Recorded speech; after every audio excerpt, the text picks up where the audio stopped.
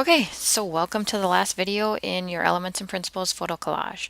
So as you can see here, I have kind of finished up my photo collage. I've added all of the rest of my pictures and all my text and everything. And let's see, where did my layers panel go? There it is. I have everything pretty well organized, I believe.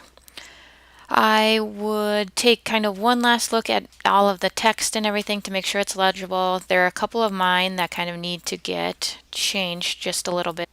I'm going to add an effect to some of mine. I'll even add just maybe a drop shadow to some of that text to make it stand out a little bit.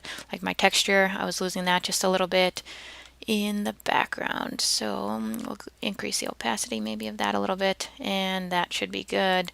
And I'm going to go ahead and copy that. So I'm right clicking on that text.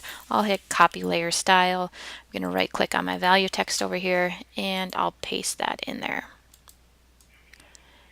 That just makes my text stand out a little bit more, and I might actually do that to all of my text. So again, I'll right click on the text to select it, select that layer. Now I'm going to right click on it up in my layers panel. I'll hit paste layer style just to make that stand out just a little bit more. So I'm going to go ahead and do that for all of the rest of mine.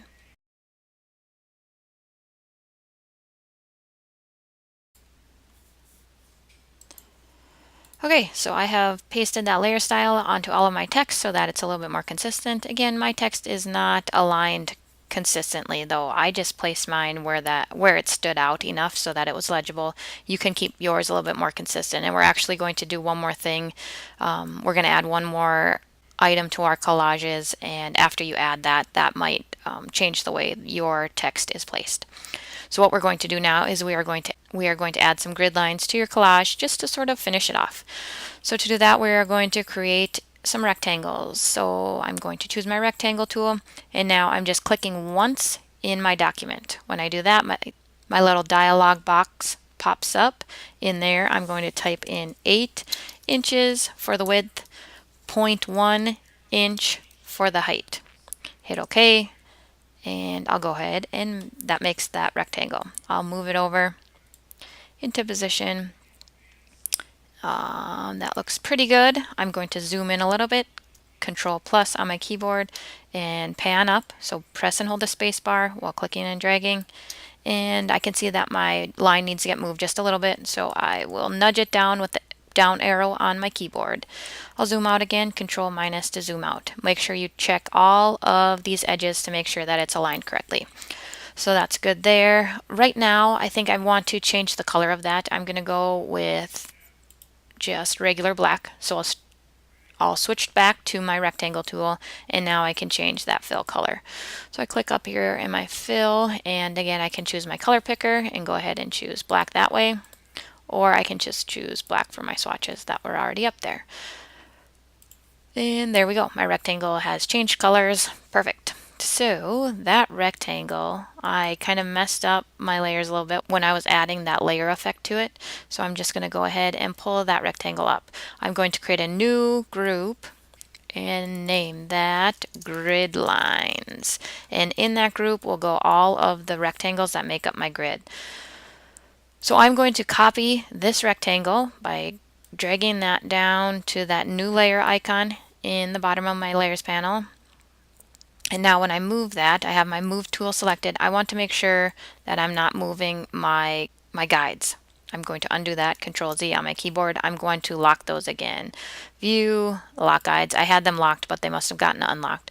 So anyway, now I'm going to try moving my rectangle again, and now that should move without moving my guides. So I'll kind of get it into about the right spot. I'll zoom in on all of these and move them around just a little bit in a little while.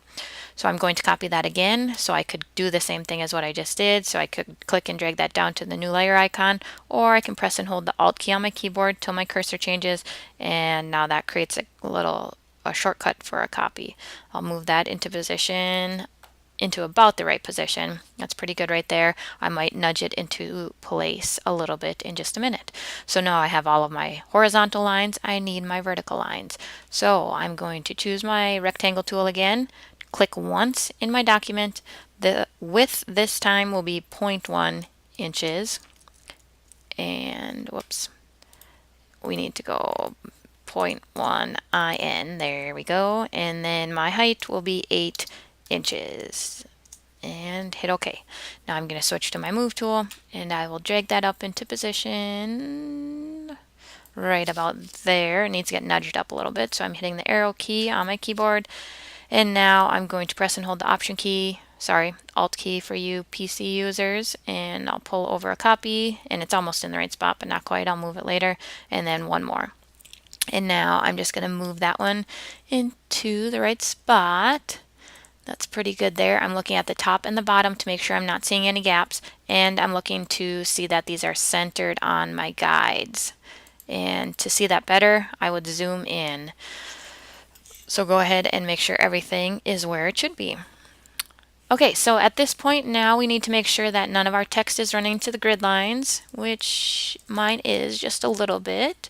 So I'm going to go ahead and move it over. I'm just right clicking on that text to select it, and then I'm nudging it over with the arrow keys on my keyboard. So let's see, the rest of it looks pretty good. So I am about done here.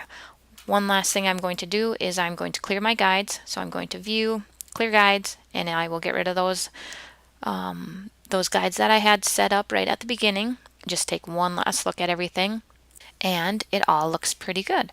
So I'm going to go ahead and save that. So I'll save the PSD file. So File, Save As, and save it as a PSD. You want to name yours first name, last name, .psd. First name, last name. So mine would be ChristyHorner.psd. Don't name yours. First name, last name. Okay. I'm going to hit cancel on that one, but go ahead and save that as your PSD file. And then I also want you to submit this as a JPEG. I don't want the PSD file. I want the JPEG.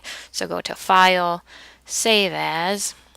And again, you're going to choose first name, or you're going to name it first name, last name, .jpeg, and choose wherever you're going to put it. I'll put mine right there. Change the file type to JPEG and save it like that, and that is what you're going to submit. So go ahead, finish that up, and submit it in Classroom. Let me know if you have questions.